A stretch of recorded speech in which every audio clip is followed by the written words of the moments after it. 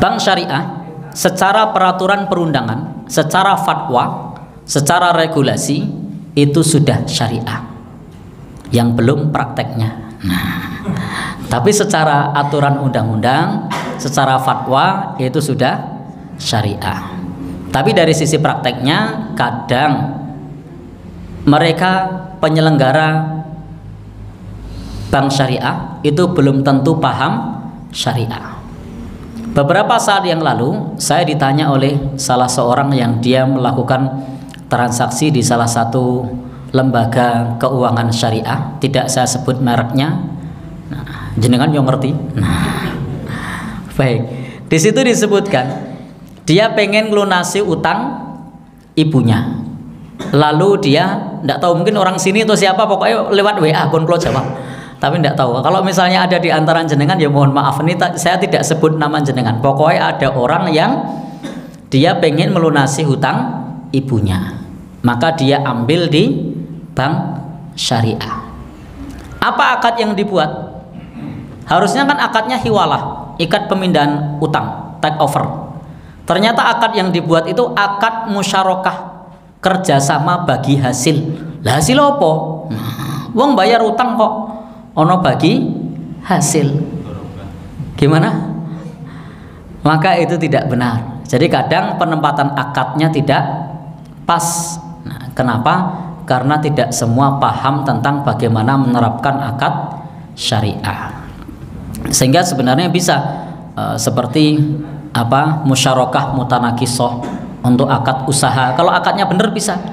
Istisna untuk akad pesanan membuatkan sesuatu, atau akad salam untuk akad pesanan, atau akad murabahah untuk jual beli kenal untung, atau akad ijarah untuk apa, sewa jasa atau semacam event organizer, yakni ijarah multi jasa, atau bisa juga akad-akad yang lainnya. Sehingga secara akad-akad yang diatur di dalam fatwa itu pada umumnya sudah syariah. Yang belum adalah karena tidak paham cara mengamalkan fatwa, dan tidak semua orang itu bisa membaca fatwa loh. Memutuskan, menimbang itu kadang bingungnya karepe kepiye gitu kan. Jadi tidak semua orang bisa menelaah.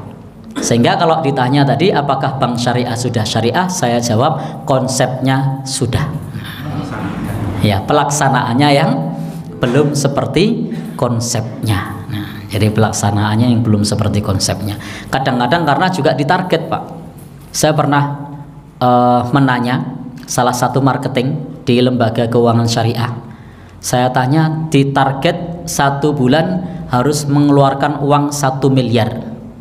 Kalau ternyata tidak keluar 1 miliar, bonusnya tidak cair, Pak. Sehingga apa yang terjadi? Ternyata kurang 200 juta pas akhir bulan. Maka besok harus cari orang yang mau 2 juta ini, sembuh lolos ora lolos neracane ora ono gaweke. Ya, nyilio. Sehingga untuk apa? Supaya tunjangannya cair. Nah, kadang-kadang yang membuat tidak syar'i tadi karena nasabah tidak pelaku bank tadi tidak paham, yang kedua dikejar target, yang ketiga kadang-kadang masyarakat juga tidak paham. Beberapa BMT yang berusaha menerapkan syariah itu ternyata para peminjam, seperti misalnya pengusaha angkringan, itu ketika disuruh buat laporan keuntungan perharinya ndak ada, Pak, laporannya sampai akhir bulan. Katanya mau syariah, mau bagi hasil, laporannya ora ono, njuk piye le bagi hasil. Ya ora iso ya. Baik, ilmu kira-kira. Sehingga yang tidak syariah siapa di sini?